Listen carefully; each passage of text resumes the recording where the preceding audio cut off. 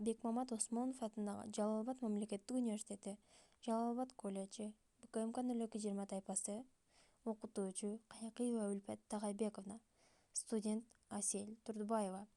Практикалык сабак. Тема Манас эпосу кыргыз элинин туу чокусу. Улуу жазуучу Чыңгыз Айтматов атабыз айткандай, Манас эпосу кыргыз элинин туу чокусу.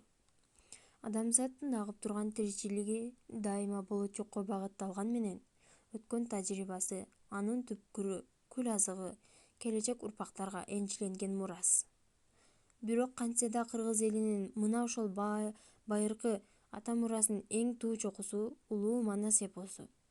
Манас эпосунда реалдуу турмуш, тарыхый окуялар чагылдырылган.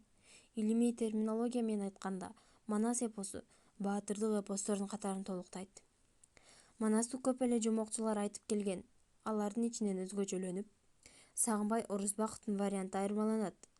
Сагынбай Орозбаков өз вариантында сөзгө чечендигин көрсөтө алган. Бул ааламда бир жаралган уникалдуу талант болуп эсептелинет. Балким башка кайталангыс таланттыр. Манас жомогу өзүнүн кайталангыс көркөмдүүлүгү, реалдуулугу, тарыхый окуяларды чагылдырган эң чоң эпос.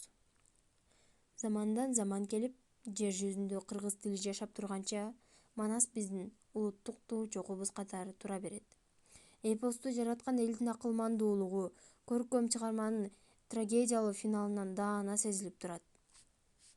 Манас эпосунун гуманисттик жыйынтыгы да мына ушунда. Манас эпосу тууралуу маалымат, алгачкы жазма маалымат 16-кылымда табылган. Манас эпосу тууралуу алгачкы жазма маалыматтар 16-кылымдын башында кыргыздардын түштүгүндө жашап өткөн Сайф ад-Дин Аксыкендин Мажму ат-Таварих деген алгачкы эмгегинде учурайт. Кытай жазуучусу Сыма Цян кыргыздар жөнүндө алгачкы маалыматты берип кеткен. Кыргыз элинин баатырдык эпосунун анын башында турган Манас эпосу калпак кийип, кыргыз тилинде сүйлөгөндөрдүн сыймыгы, ал эми элдин туу туткан руханий азык, идеологиялык багыт алган жол көрсөткүчтөрдүн бири. Бул Манас эпосу. Улуу жазуучубуз Чыңгыз Айтматов айткандай, кыргыз рухунун туу чокусу Манас эпосу. Көңүл бурганыңыздарга чоң рахмат.